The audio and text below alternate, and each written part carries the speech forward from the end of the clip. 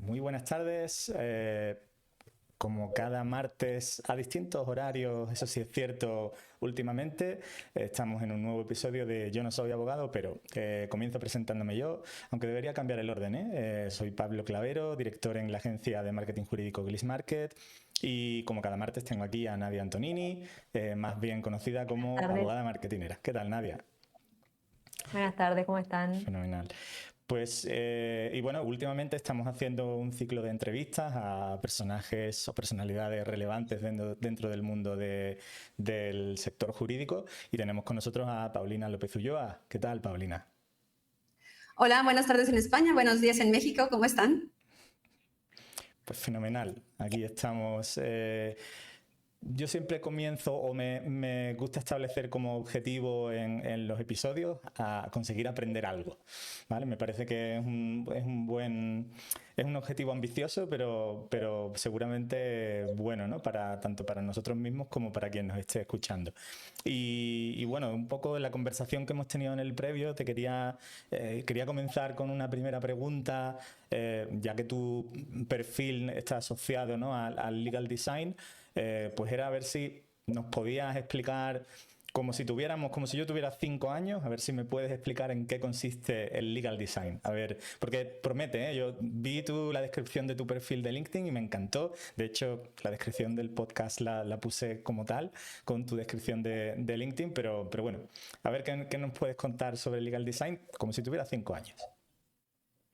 Claro que sí, de hecho así se tiene que explicar el legal design porque de otra manera uno confunde con que es un programa, un software o algo por el estilo. Entonces, ¿qué es el legal design? El legal design proviene de el design thinking, que es una metodología ya tiene algunos años que se implementa como para meter innovación, hacer las cosas mejor en un ámbito en el que continuamente estamos corriendo.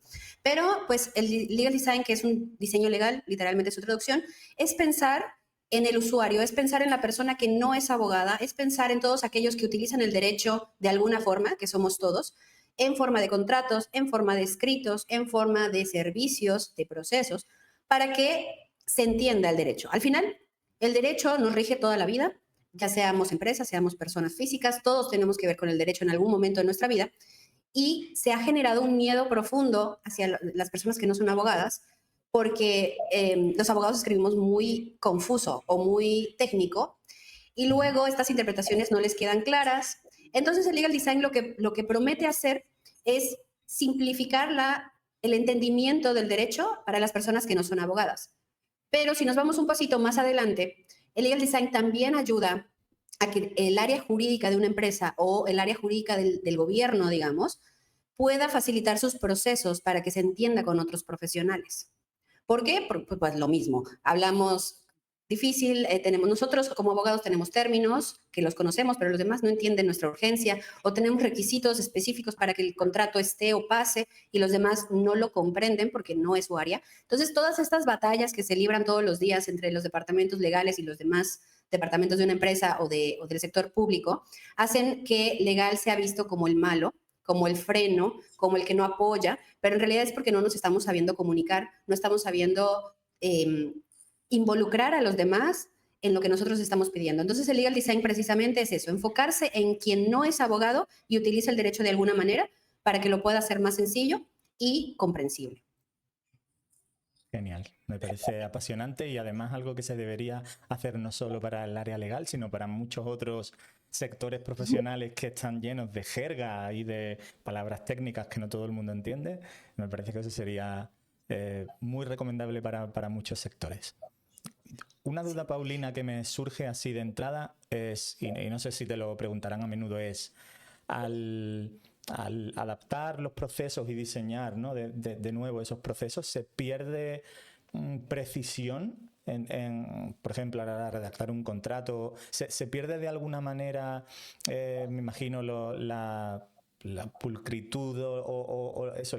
Se me ocurre como mejor adjetivo la precisión en los contratos, porque muchas veces hay terminología pues, que viene del latín, ¿no? Que tiene un significado como muy concreto.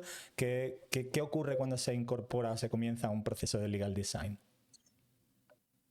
Bueno, esta es una duda muy muy válida y la mayoría de las personas tiene ese miedo. No se pierde ninguna precisión, al contrario, se resalta. ¿Por qué? Porque a últimas fechas, voy a poner un lapso de 20 años, los abogados hemos perdido la habilidad de redactar, claro.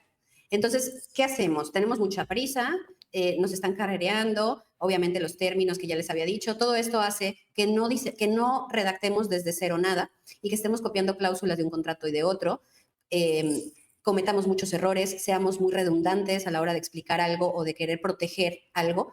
Entonces hemos perdido esa finura a la hora de redactar y hace que hoy en día los contratos que utilizamos no se entiendan. No solo las personas que no son abogadas, tampoco los abogados los entendemos. Yo he tenido en las manos contratos que dices, una cláusula dice que sí y la siguiente dice que no. Una cláusula dice que es por 5 años y la del final dice que es por 3. O sea, este tipo de errores es entre la prisa, la mala práctica de estar copiando cláusulas de contratos que no tienen nada que ver, y la tercera es esa pérdida de la finura a la hora de escribir y de redactar claro. Entonces, ¿qué hace el Legal Design?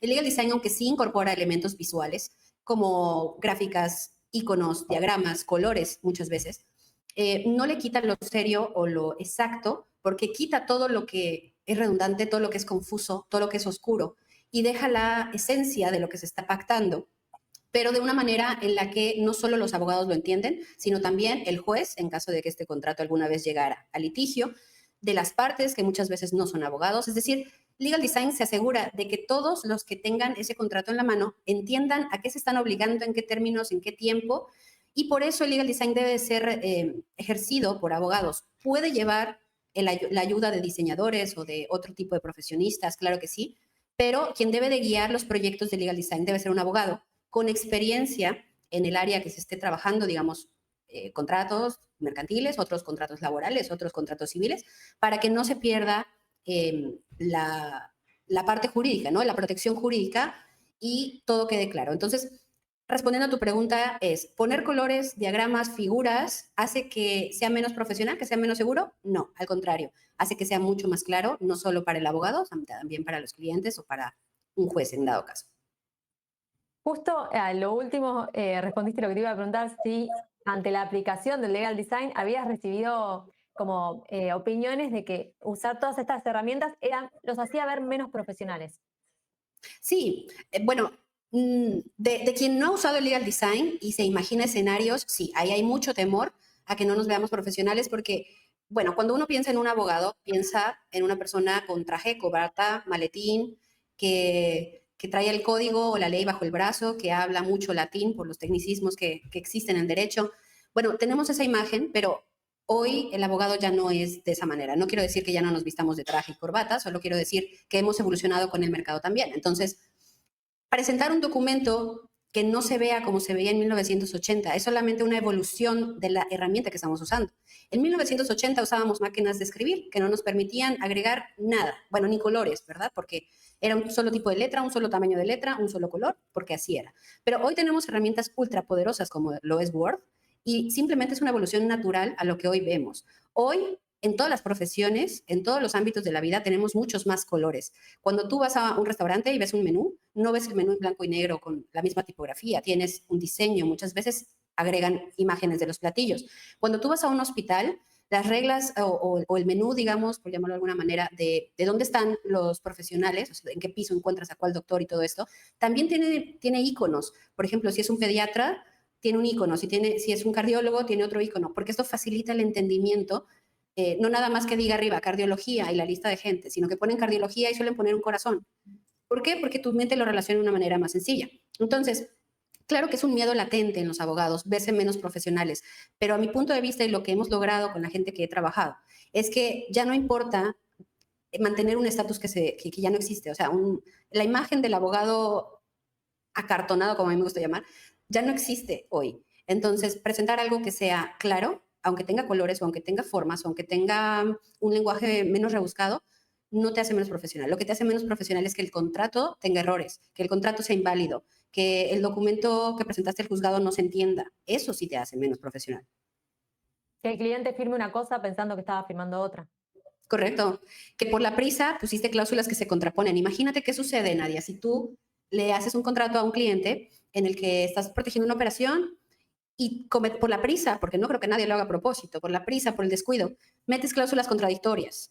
Y el día de mañana ese contrato se tiene que ejecutar, pero el juzgado te dice, oye, en cláusula 1 dices que sí, en cláusula 2 dices que no. ¿Cómo quedas tú como la abogada que redactó ese documento? Aunque el litigio salga bien, o sea, no importa, simplemente es un, uy, no, nadie hizo esto, Dios mío, qué pésima abogada es. Y a veces son descuidos, ¿no? Sí, totalmente. Sí. Entonces, eso es lo que cuida el legal design, que se entienda no nada más para el cliente, sino para todos los que vayan a interactuar con esos documentos. Imagino que como abogada que he trabajado dentro del Poder Judicial, que esto sería muy útil aplicarlo a las sentencias, porque siempre pensé que las sentencias, si bien las dicta un juez, para mí los destinatarios son las personas que están en el litigio, más allá del abogado, como las partes realmente. Y quizás hoy en día una persona que lee una sentencia no la entiende. Y es su sentencia, decide sobre su vida. Bueno, no solo las sentencias, digo, ahí tienes un punto muy válido. Aquí en México tenemos un proyecto, digamos, porque todavía no permea en todas las disciplinas, que son las sentencias de fácil lectura. Están dirigidas más bien para personas menores de edad o para personas que tienen algún tipo de condición y han funcionado muy bien. Aquí la pregunta que hacemos los mexicanos es por qué si funcionan con ellos no las aplican para todos. Pero por eso digo que es proyecto, porque todavía falta que estudien algunas cosas. Pero imagínate también las notificaciones de Hacienda, por ejemplo. Esas no las entiende nadie. Tú nada más ves el logo de Hacienda y ya tienes el infarto. Pero cuando lees el contenido no te queda claro si te están multando, si te están llamando, si te están requiriendo, si ya vas para la cárcel o qué, porque es muy técnica su forma de comunicarse y aunque ellos dicen, es que así dice la ley, sí, pero te estás comunicando con alguien que no conoce la ley a fondo como la conoces tú. Entonces yo creo que podríamos usar un lenguaje también más sencillo. Ahí, bueno, en todo se puede utilizar el legal design. El miedo es ese que ambos me han preguntado.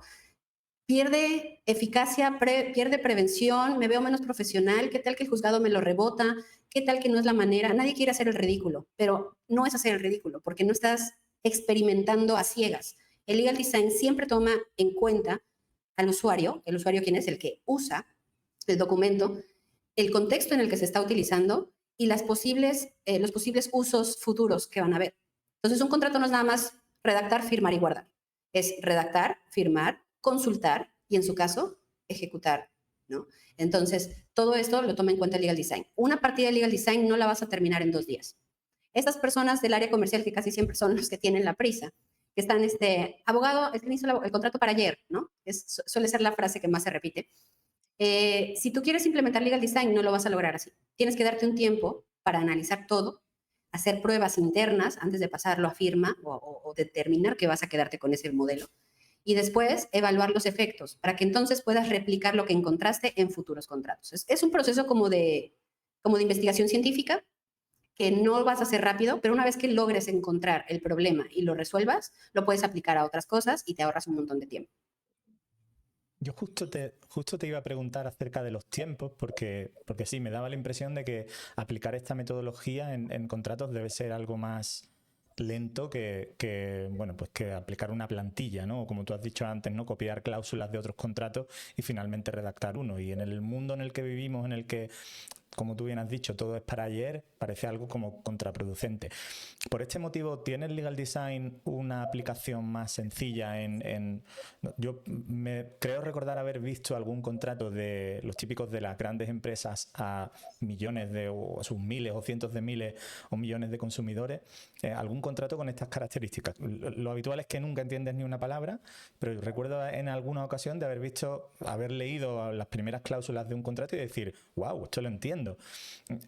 ¿Está más indicado para un caso de este tipo en el que es un único contrato, va a ser usado por muchísimas personas o también para los uno a uno, ¿no? Lo típico en un entorno empresarial en el que quizás la velocidad es a lo mejor un factor más prioritario, ¿no? ¿Cuál es tu visión al respecto?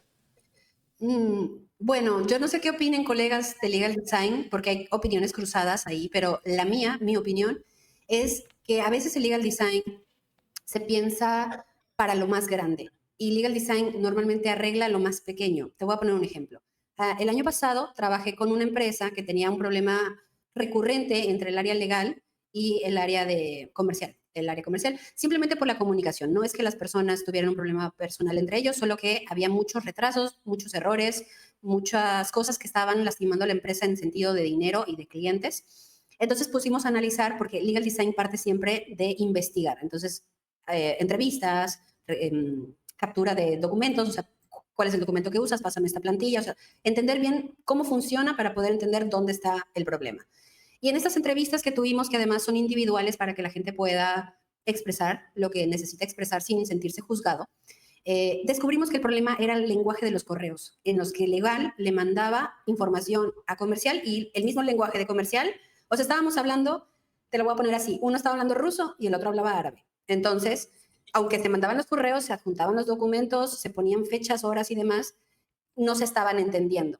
Cuando se veían en el pasillo, seguían hablando uno ruso y el otro árabe, entonces tampoco se entendían y se empezó a generar una fricción de es que legal tiene la culpa, no, es que comercial tiene la culpa. Y esta fricción obviamente estaba perjudicando a toda la empresa. Entonces, ¿qué hicimos? Hicimos un manual de comunicación en el que los dos iban a entender los conceptos. Primero sacamos glosarios del área comercial, qué significa esto, y glosarios del área legal, este término significa esto, así. Y luego adjuntamos o hicimos unas plantillas que daban, o sea, que tenían imágenes en cuanto a, por ejemplo, si era algo urgente, que tenía que ser hoy, o sea, no puede quedar para mañana porque hoy vence el plazo, tenía color rojo, tenía una franja roja hasta arriba. Si podíamos esperar en la semana, tenía una franja amarilla, y si teníamos más de 2 semanas, tenía una franja verde. Este tipo de cosas, como te digo, son lenguajes universales. Si nosotros vemos el símbolo de alto que hay en las vialidades, hace poquito mi hermano viajó a Argentina y veo que allá dice pare.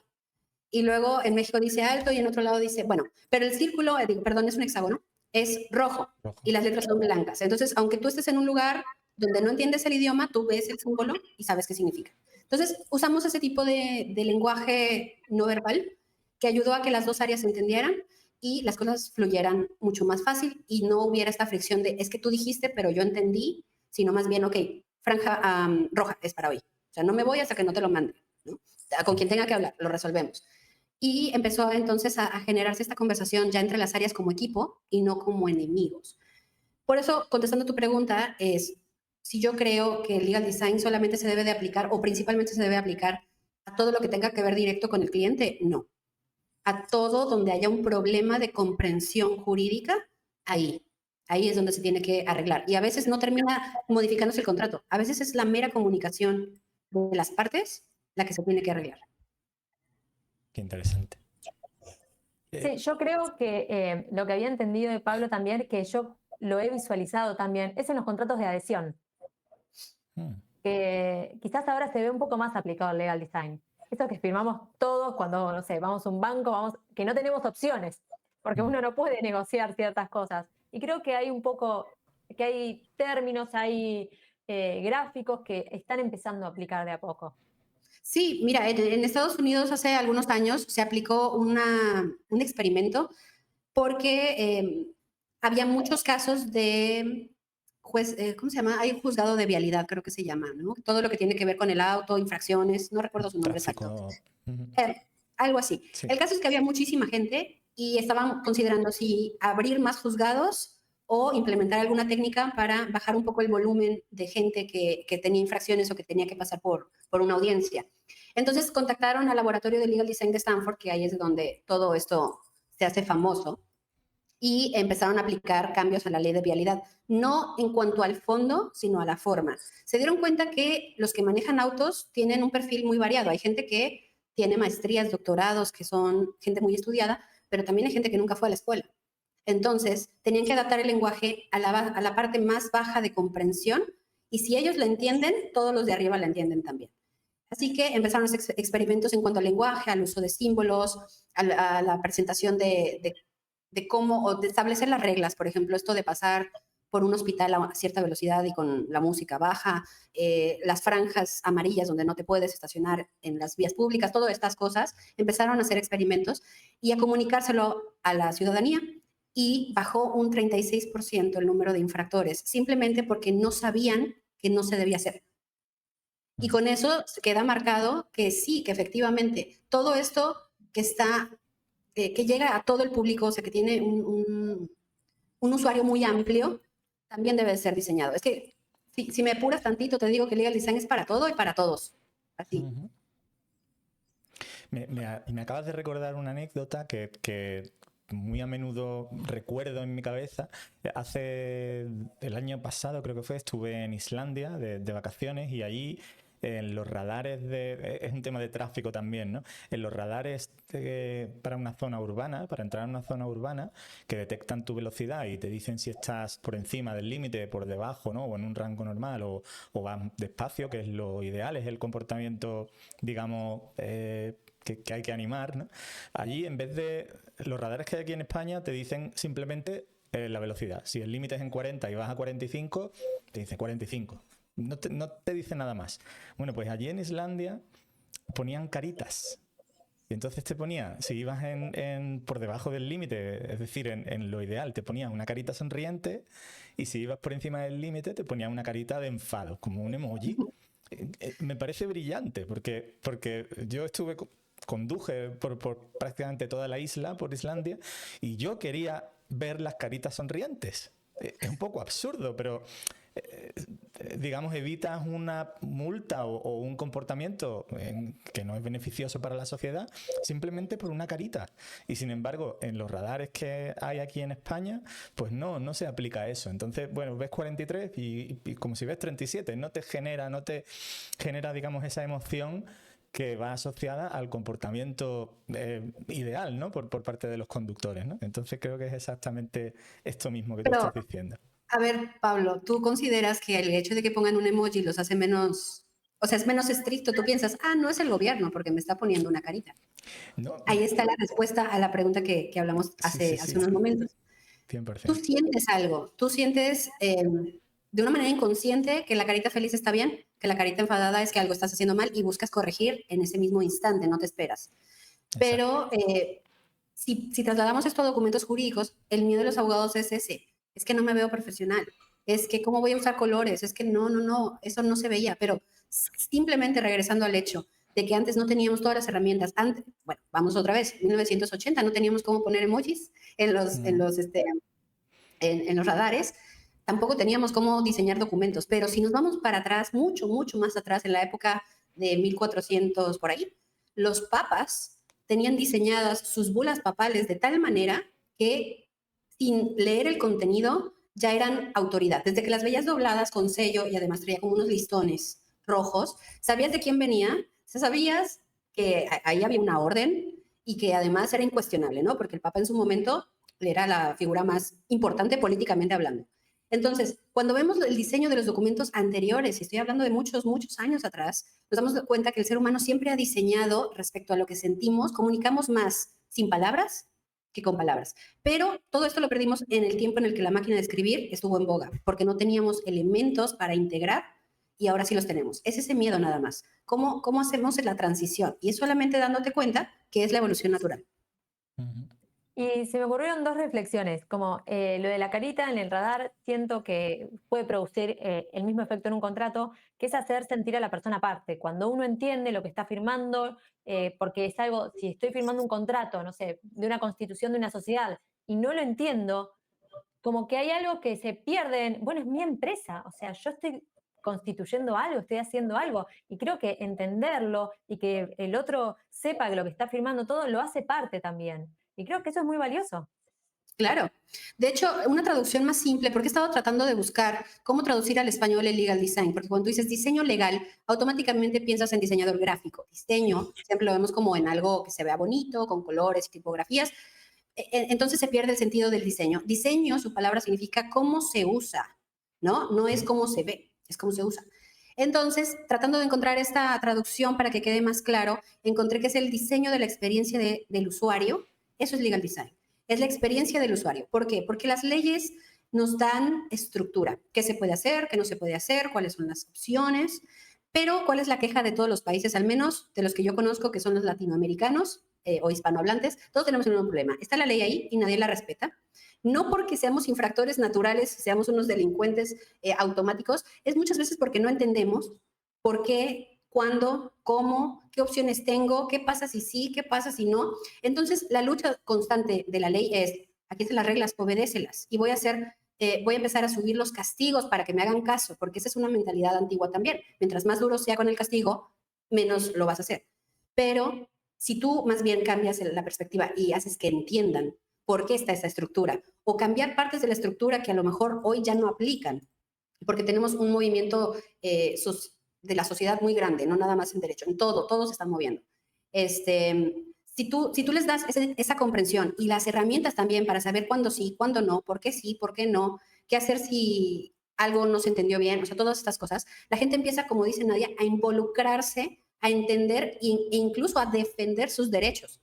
No nada más a decir, me demandaron. No, pues es que ya, ¿qué voy a hacer? Porque la gente asocia eso. Estoy demandado, ya perdí. Cuando en realidad no. Cuando te demandan, tú también tienes voz para defenderte. Pero la gente lo asocia así. Me demandaron, ya. O sea, me van a castigar. Todas estas cosas son las que Legal Design trata de cambiar, pero necesitamos que los abogados se abran a ello, que dejen un poquito el miedo a transicionar, porque los beneficios son enormes, pero el problema ahorita es la resistencia a dejarlo lo conocido y lo cómodo. Completamente. Y pensaba que un abogado que se ocupa de su legal design, por decirlo de alguna manera, lo puede hacer parte de su marca personal también. Uy, no, definitivamente. Hoy en día, un abogado es que acabas de juntar dos conceptos que son innovadores y que a los abogados, a los dos, los rechazan. Marca personal y legal design. Un abogado que abraza la innovación es un abogado que hoy brilla automáticamente solo por eso. Ya no quedemos con sus capacidades legales, si es bueno o no es malo, si es maravilloso, si es un genio, pero un abogado que da más opciones, el mercado lo percibe como wow, wow, esto no existe, es el único que hace esto, ¿no? Entonces los beneficios son maravillosos. ¿Por qué? Porque la marca personal, para empezar, es el activo de todas las personas que tengan nombre, cara y profesión, que nadie está usando o no mucha gente está usando, pero si además a eso le sumas que eres innovador o que te preocupas, que ese es el mensaje, que te preocupas de que entiendan y que no eres egocéntrico y que no eres altanero y que no eres se me fue la palabra, altivo, entonces la gente quiere hablar contigo porque lo haces sentir comprendido. ¿Y qué quiere el ser humano en el fondo? Los psicólogos te lo pueden decir. El único deseo del ser humano, sin importar nacionalidad o género, es sentirse comprendido, sentirse visto. Por eso tenemos relaciones humanas, por eso hacemos todo lo que hacemos, porque queremos conexión. ¿Y cómo se da la conexión? Con comprensión. Quien te hace sentir comprendido se te queda en la cabeza, sea una persona en la calle, sea un médico, sea un maestro, sean tus padres, una pareja. Alguien con quien llegues a ese nivel de comprensión, o sea, de que tú te sientes comprendido, no lo olvidas. Sí, coincido.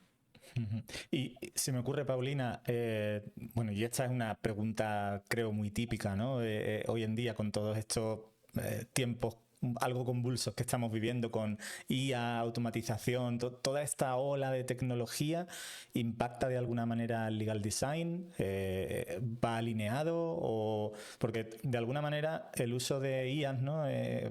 La sensación que yo tengo es que la IA genera textos larguísimos, difíciles de comprender muchas veces. O sea, me parece como que va en contra, ¿no?, de lo que tú estás diciendo, ¿no?, de hacer las cosas más usables, más sencillas, más accesibles, ¿no?, para los usuarios, ¿no? ¿Cómo crees que influye la tecnología en esta, bueno, en este enfoque, ¿no?, hacia el sector legal?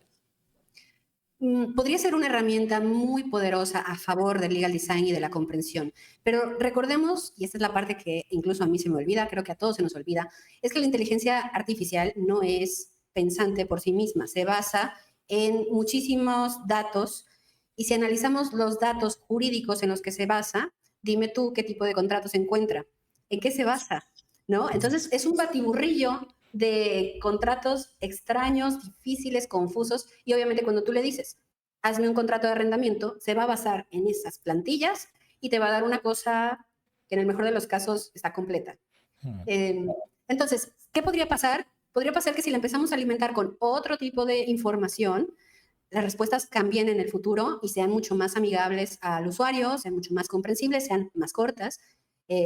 Pero mientras no se las demos, pues la inteligencia artificial se basa en lo que hay. Por eso, cuando me dicen, es que yo redacto mis demandas, mis denuncias y todo con alguna inteligencia artificial que son de las genéricas, ChatGPT, Claude, todas estas, le digo, no lo hagas. No, es que me ahorra horas, lo sé, pero ¿en qué se está basando? Entonces, primero crea tú un formato y luego lo alimentas con ese formato y luego ya le pides que te haga otro basado en el tuyo.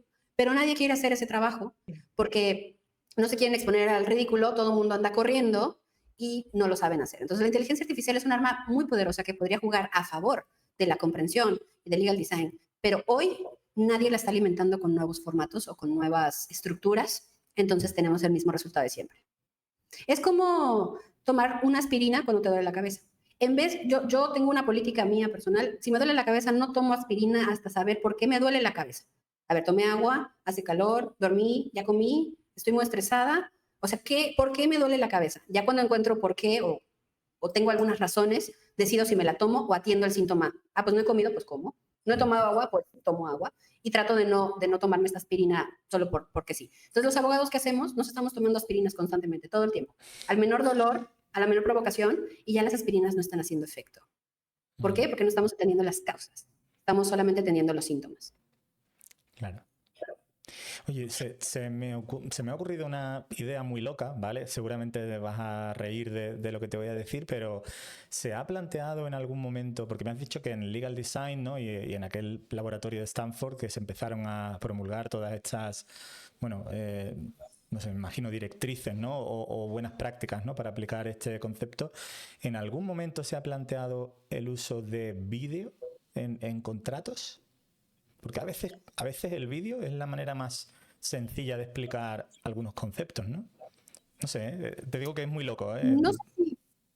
No es tan loco, no es tan loco porque al final la ley prevé que el contrato pueda ser escrito, pueda ser verbal o pueda ser contenido de muchas formas. Incluso podemos hacer una presentación de PowerPoint en el que tú y yo nos ponemos de acuerdo en unos puntos y lo firmamos y es un contrato. No tiene la forma tradicional de documento tamaño A4 y demás, pero tú y yo nos estamos poniendo de acuerdo en algo y aceptamos. Entonces, no sé si se haya planteado, no tengo conocimiento, pero es una buena idea.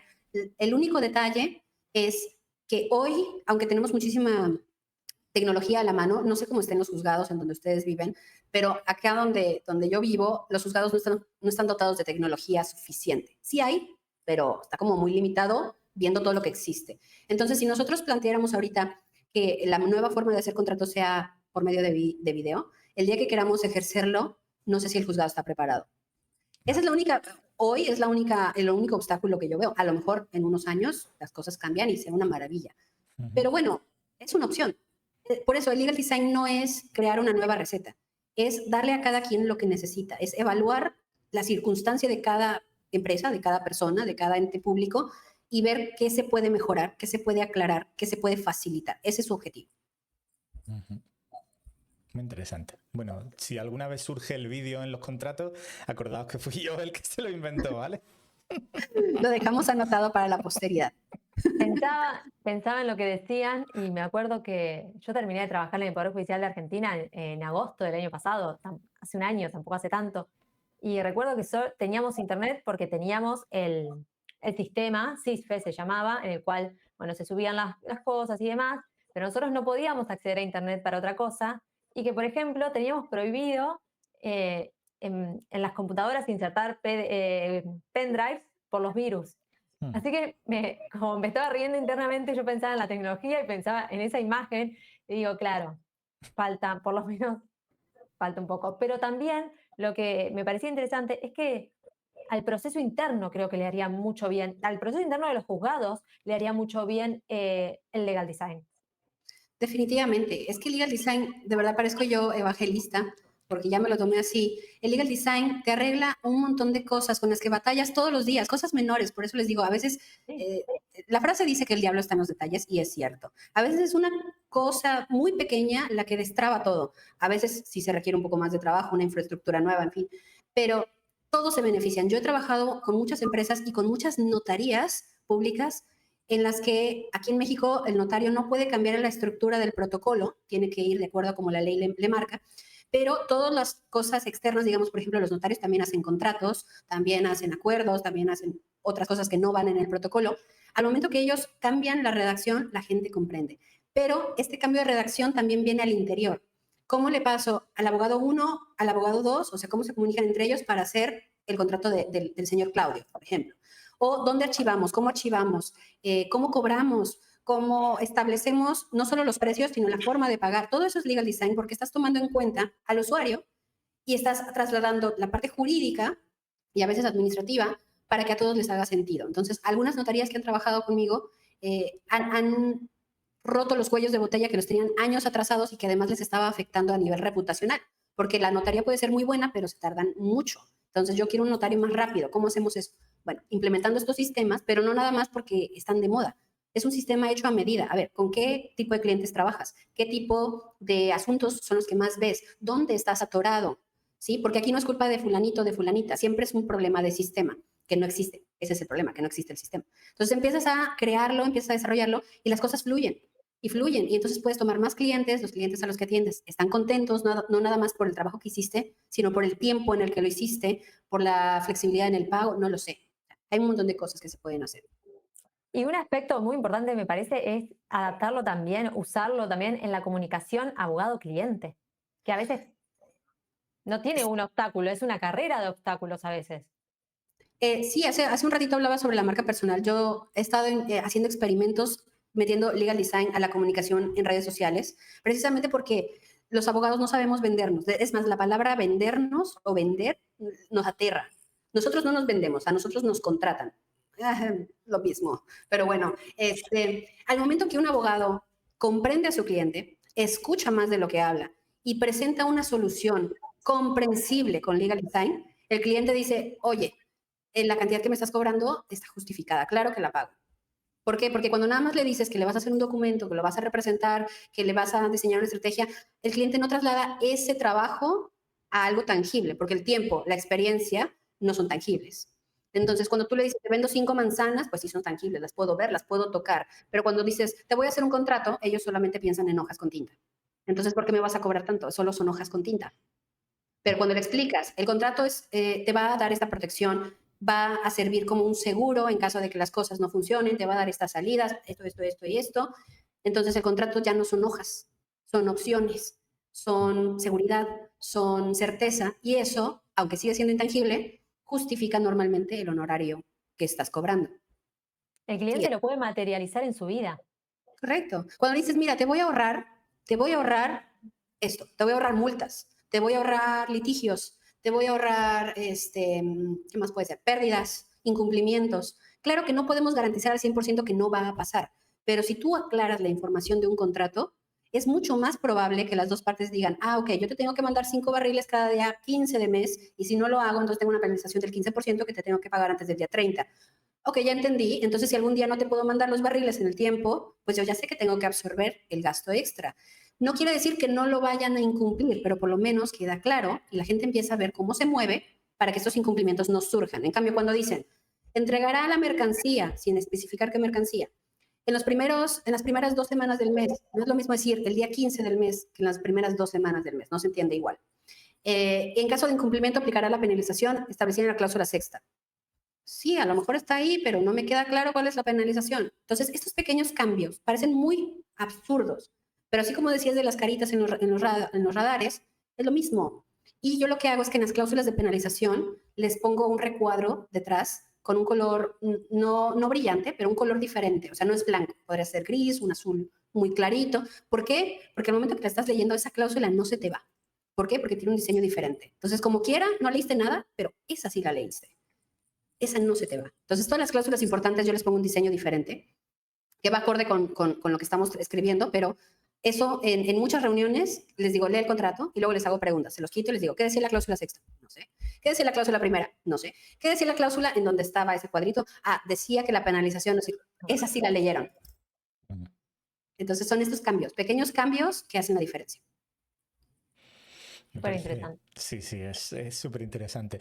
Paulina, se me ocurre que quien nos esté viendo va a querer empezar a implementar el legal design, ¿no? En su día a día, sobre todo si son abogados o notarios también. ¿Qué pueden empezar a hacer? ¿Cuáles son los primeros pasos que tú recomendarías como experta en el campo para quien se quiera iniciar en esto? Bueno, primero tienen que conocer la metodología porque no se trata solo de llegar a ver qué se me ocurre a mí que pueda mejorar, porque eso sería trabajar desde el ego. Yo creo que Nadia, tu contrato debería usar Arial en vez de Times New Roman, pero eso es lo que yo creo, ¿no? No lo sabemos, a lo mejor sí, a lo mejor no. Entonces, primero es conocer la metodología. Hay muchos cursos que se pueden tomar. La mayoría están en inglés o en finlandés, porque los finlandeses son los que comenzaron con todo esto. Algunos pocos hay en español, yo tengo algunos. El tuyo. Entonces, empiezas con la metodología. Ya que la comprendes, porque tiene unos pasos muy marcados. Primero es entender, después es razonar, luego es idear, luego es probar, ¿no? Una vez que tienes la metodología, ¿qué te diré? Agarra en tu práctica, en tu día a día, una cosa que te frustre, una cosa que constantemente haya un problema ahí. Puede ser que el contrato se rebota muchas veces entre las partes, que hay muchos incumplimientos, que se firma a posteriori. No lo sé, hay muchos eventos. Agarra uno, el que más te frustra o el que más se repita, y empieza a evaluar por qué sucede. Si puedes hablar con compañeros o con otras áreas que estén involucradas, oye, ¿por qué rebotamos tanto en este contrato? ¿Por qué siempre firmamos a posteriori? ¿Por qué hay inconsistencias? ¿Por qué hay incumplimientos? Empieza a preguntar, sé curioso, ¿por qué? ¿Por qué pasa? Y escríbelo. En un Word, a mí me gusta escribir más a mano porque fluye mejor la creatividad, pero como tú quieras, empieza a encontrar los puntos, escuchando a los demás. Y, por último, experimenta. ¿Qué cambio puedes hacer para que se deje de pasar?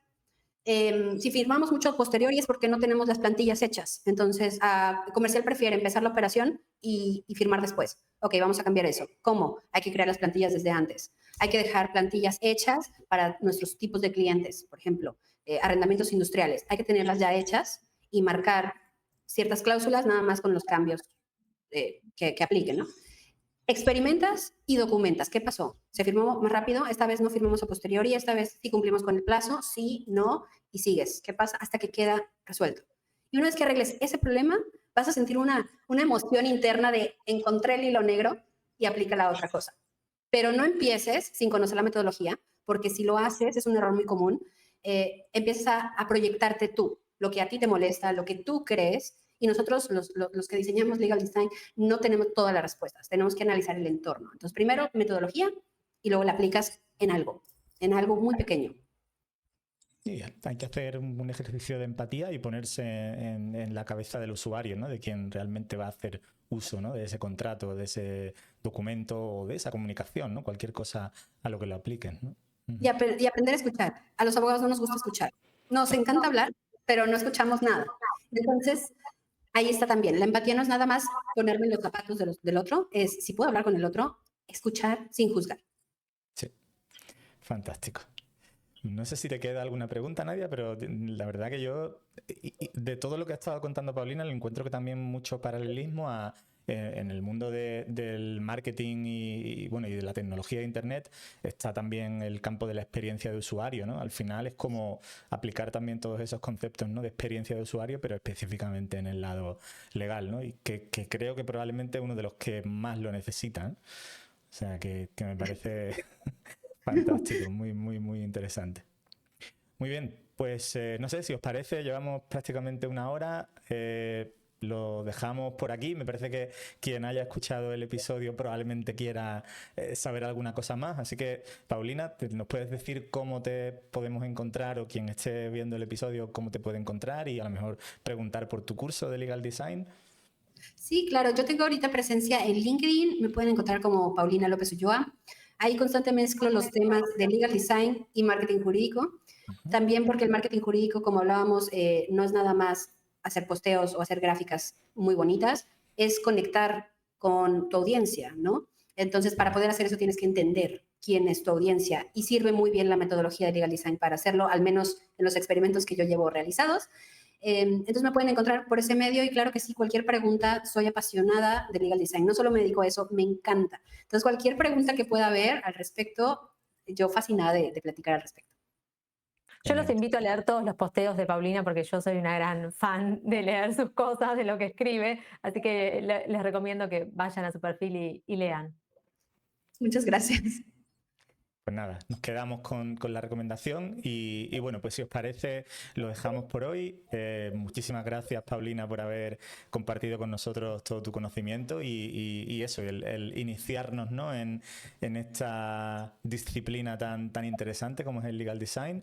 Y bueno, gracias, Nadia, como cada semana, por estar por aquí. Si os parece, pues nada, nos despedimos de la audiencia Continuaremos la próxima semana con otro nuevo episodio de Yo no soy abogado, pero, y por cierto, tenemos otra entrevista. No sé si avisar ya de quién viene, porque puede quizá interesar a quien vamos a entrevistar, a uno de los fundadores de Maite, que es una IA para el sector jurídico. Y bueno, pues como genera hoy en día tanta polémica, ¿no?, el tema de las IAs o el uso de las IAs en el sector jurídico, pues creo que probablemente sea una conversación interesante. Muchísimas gracias, Paulina, por estar con nosotros y nada, te seguiremos en LinkedIn para seguir aprendiendo sobre legal design. Gracias, Paulina. Muchas gracias por el espacio. Seguimos platicando. Un placer. Pues nada, saludos a todos Chao. y nos vemos el martes que viene. Chao. Adiós.